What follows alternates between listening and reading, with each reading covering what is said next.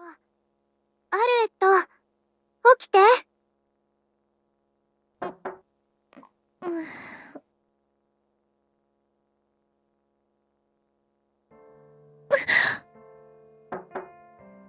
聞き慣れた声とドアを叩く音がアルエットを眠りから呼び覚ます。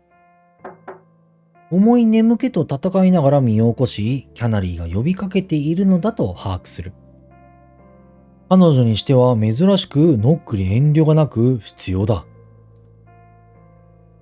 おかしいなと思った瞬間、全身の血が冷えるような感覚を味わった。昨晩、夜の学校で起こった記憶が一気に蘇ったのだ。クレマティスの乙女の攻撃をかわしながら学内を駆け回ったこと。ルクを補佐する形で逆増化を行い断罪したこと。昨晩、私たちはロネットとレンを滅ぼした。キャナリーの用向きってつまり。アルエットは羽を起き、自らが寝巻きをまとっていることに気がついた。起きたわ。ドアを開けたところでアルエットは絶句した。キャナリーの頭は黒いベールに覆われている。幕にかすむ白い顔はいつも以上に物悲しく見えた。埋葬の日よ。今朝、そのように告知されたの。埋葬にふさわしいしめやかな声でキャナリーは告げる。腕にはもう一枚のベールがかけられている。それをアルエットに差し出しながらキャナリーはか細い声で言った。私が詳しく教える前に体験することになってしまったわね。心の準備をさせてあげられなくて、私、申し訳ないわ。気にしないで。不穏な名前だもの。見当はついているのよ。努めて何でもないように返しながら、アルエットはキャナリーの手からベールを受け取った。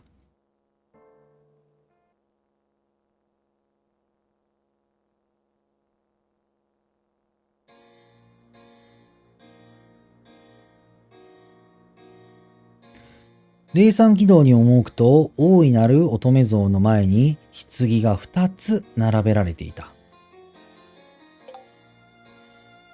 先着順に前から詰める霊山日とは異なり、今日は成績順にかけなくてはならないようだ。授業の進捗から特進クラス7位扱いとなっているアルエットは、パボーネと一般生徒のトップに挟まれることになった。生徒たちの着席を見届けると、アドラーが棺の前に進み出た。今日ばかりは鉛の靴底が破壊的な音を響かせることもない。どうやらレンは、物の弾みでロネットの命を奪ってしまったようです。そして、それを食いるあまり、悪しき種を宿すこととなった。アドラーが語ったロネットとレンの物語は、アルエットが知る真実と同じだ。けれど、レンの声を聞いたアルエットからすれば、あまりにも味気ない。彼女たちの性というものの宿らない語りに思えた。ほのかな初恋は、激しく生々しい性愛に変わり、自分だけが思いを募らせる虚しさへと転じ、ついには取り返しようもない喪失を迎えてしまった。自分を抱擁させるように亡骸を縛り、一方で殺したとさえ忘れて探し回っていた。自罰と逃避の哀れなせめぎ合い。狂気の大元が必ずしも悪徳とは限りません。もし心を乱すようなことがあっても、その乱れにつけ込まれぬよう、平静を心がけるように。アドラーからすれば許しがたい罪人、愚かしい瞑想でしかないのだろう。それはそれでプエラリウムという場所のノリであり、教員であるアドラーの報じる価値観だ。仕方ないことは分かっている。ただ、レンの必死な声やロネットを見つけた時の無邪気な笑顔が頭をよぎり、アルエットはベールの下で呼吸を乱した。さあ皆さん、不幸なロネットと悲劇的なレンにお別れを。そんな言葉に促され、プエラリウムにおける埋葬の儀が始まった。最初に席を立ったのは特進1位であるルク。淡々と棺へ足を運ぶ彼女の手には花が2輪握られている。霊山軌道の入り口に積む形で配られていたものだ。彼女はロネットとレン、それぞれの棺に1輪ずつ花を添えた。機械仕掛けの人形のように流れるような仕草でそれを終えると、ルクはきびすを返して霊山軌道の出口へと向かう。その背後で2位のアベルラが席を立つ。こうして喧嘩を終えた者から霊山軌道を去り、そこからはもう日常生活に戻るのだという。肝心の埋葬は生徒たちが一人残らず霊山軌道を去った後、残ったアドラー一人の手で行われるらしい。アルエットがキャナリーの説明を頭の中で反芻するうちに、少女たちは次々に喧嘩を終える。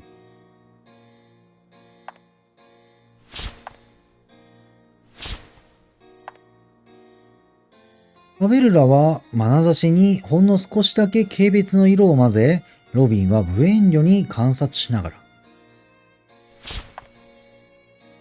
キャナリーは沈痛な表情のまま、棺の中をなるべく見ないように事を済ませた。やばい、マコーは。次はマコーだ。彼女は棺のそばに歩み出ると大きく息を吸って覗き込んだ。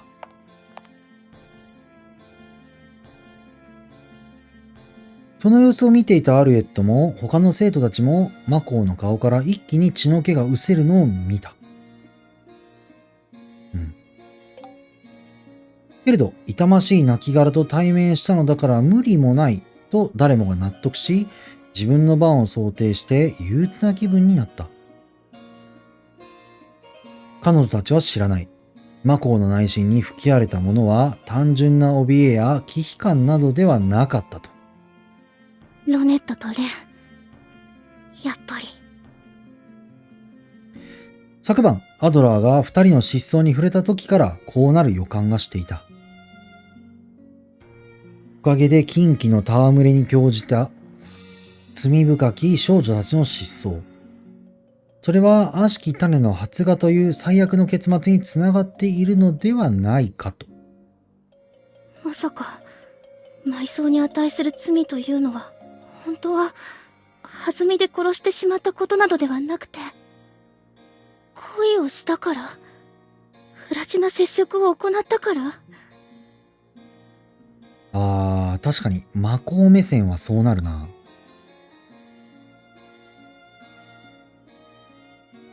レンの皮膚には悪しき目に突き破られた傷跡が生々しく開いたままだ。そこから炭化したツタが伸び、途中で断ち切られて、棺の中に黒い粉を、こぼしているようにも伺えた。あの時、荒い吐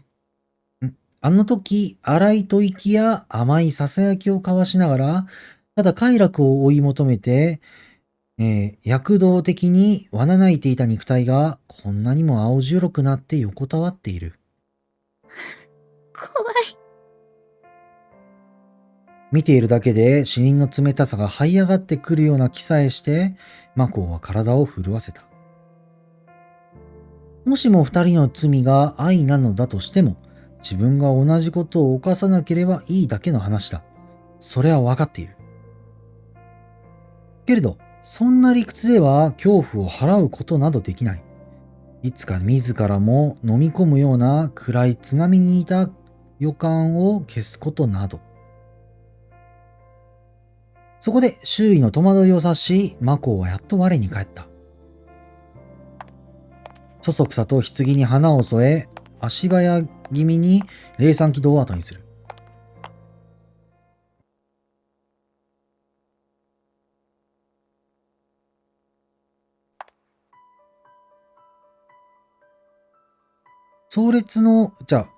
埋葬の重苦しい空気を抜け、開放的な早急を眺めながら、マコーは何度も深呼吸をした。さほど間を置かず、背後からマコーの次に喧嘩を終えたパボーネが現れた。どうしたのマコ？顔色が悪いよ。やっぱり気分がいいものじゃないから。もう辺りをはばかる必要がないのだが、厳粛な空気が心に残っていて、自然と音量を控えた喋り方になる。パボーネはマコーの動揺の深さを敏感に察したらしい。心配そうな顔になって、あれやこれや探りを入れてきた。以前までのパボーネなら、額に手を当てて熱を測ったり、手を握って冷たくなっていないか確かめたりしたところだ。けれどやはりそうしようとはしなかった。それどころか思わず伸ばしかけた手をごまかすように自らの頭へやったりした。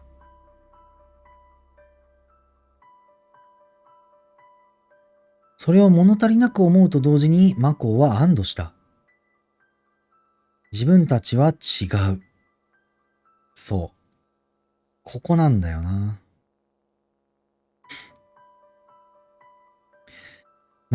これまでパボーネからの接触は多かったが、そこに後ろぐらい意味はない。子供が親にじゃれつくようなものだ。そのパボーネにしても、今はあるべき距離感というものが分かっている。だから大丈夫。悪しき種がはびこる隙なんて生まれようはずがない。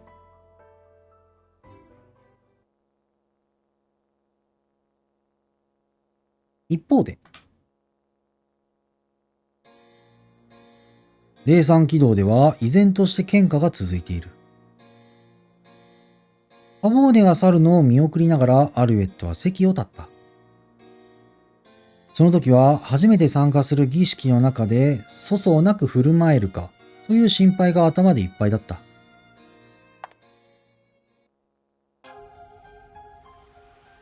しかしそんな思いは棺の中の二人と対面した瞬間、圧倒的な心痛の前に崩れ去ってしまう。ロネット。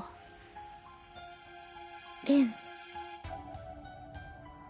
特にレンのあどけなさを残した頬がアルエットの胸をざわめかせた。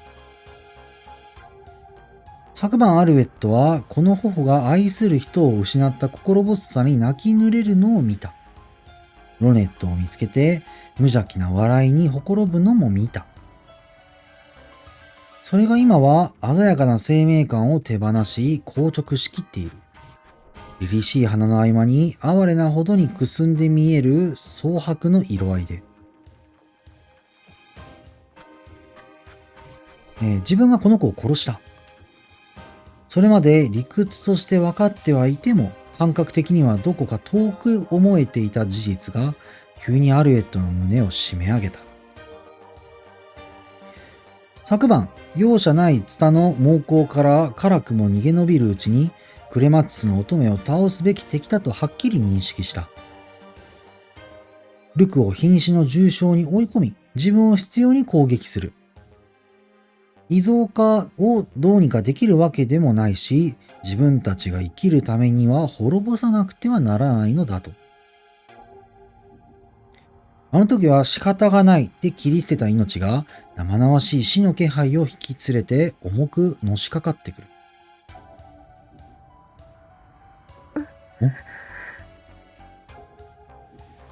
その瞬間、レンと目が合った。あまりの驚愕と戦慄にアルエットは悲鳴も上げられなかった。呼吸さえ忘れ、限界まで目を見開いて、信じがたい光景をただ凝視することしかできない。後悔はしていないわ。のみならず、レンの唇が笑みの形に動いて、そんなセリフさえ紡ぎ出す。病的な肌合いとは不釣り合いの澄んだ声だった。ロネットは私のそばにいる。ずーっとね。再びレンは目をつむり、静寂が訪れた。眉毛の、まつげの先まで凍りついているような死に顔だ。ほんの一瞬とはいえ、まぶたを開いて語りかけてきたということが信じられない。目を開けたまま夢でも見ていたのだろうか。感覚としてはいっそそちらの方が妥当なくらいだ。しかし、静かに勝ち誇ったようなレンの声はアルエットの耳の中に未だ渦巻いていて、暴れるような動機はなかなか収まらなかった。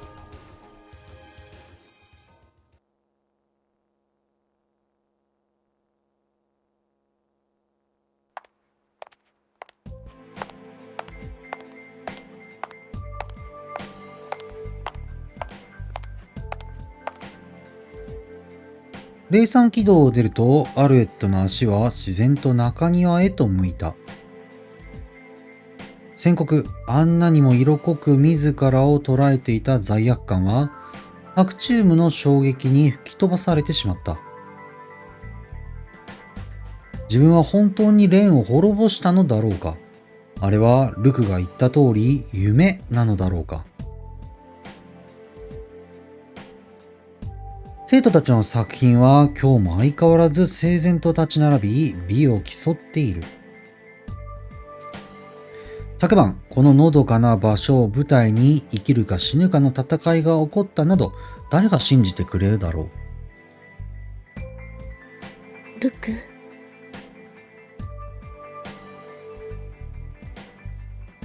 喧嘩の最中、ルクは眉一つ動かさなかった。淡々とその場における理想的な動きに終始していた。自分が殺した相手に対するものとは思えないくらいに。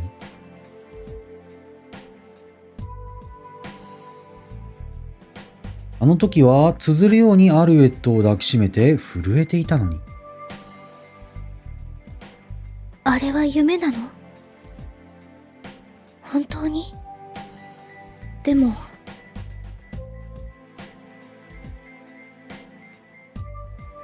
胸中の思いに応えて頭の中で声がする。棺の中にあるものは昨晩結果に他ならないのではないか。それに反論してもう一つの声がする。仮に夢でなかったとしても、夢ということにした方がいいのだろう。昨晩のルクもそれを望んだからこそああ言った。それならアルエットもそうすべきではないのか。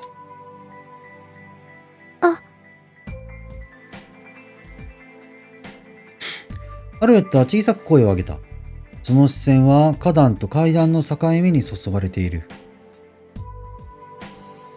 花壇の端のレンガが欠けていた。小石ほどのささやかな欠損ではあるが、他のレンガが傷一つない滑らかさゆえに自然と目を引きつけたのだ。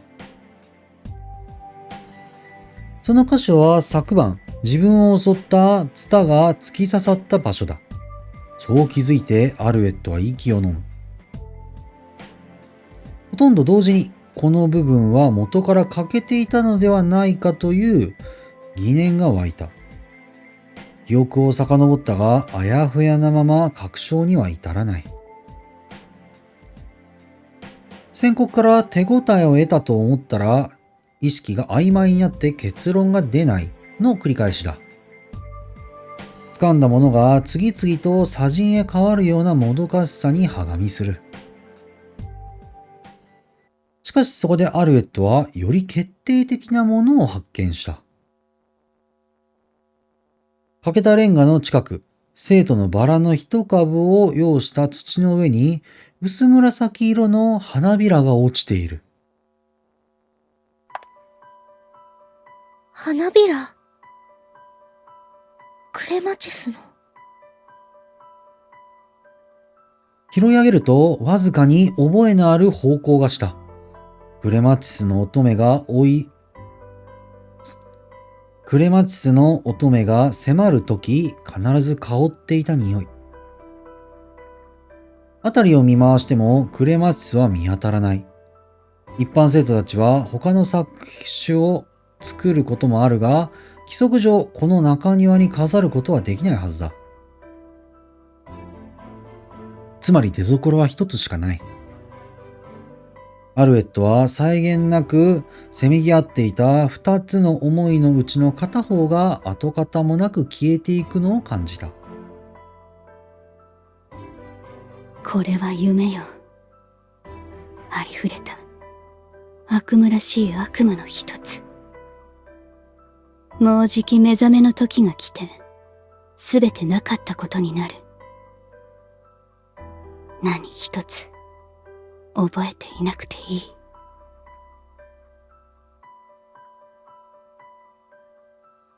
よくのきしむような声が耳によみがえり、アルエットは胸の痛みとともに真実を悟った。あれはルクの祈りであり、呪いであり、暗示だった。目覚めた後もアルエットの中に残り続けて、夢の可能性を捨てようとするたびに引き戻したのだ。可憐な花弁をそっと手のひらに包み込む。そこにはまだ蓮の悲鳴と歓喜が宿っているような気がした。夢じゃなかったのね。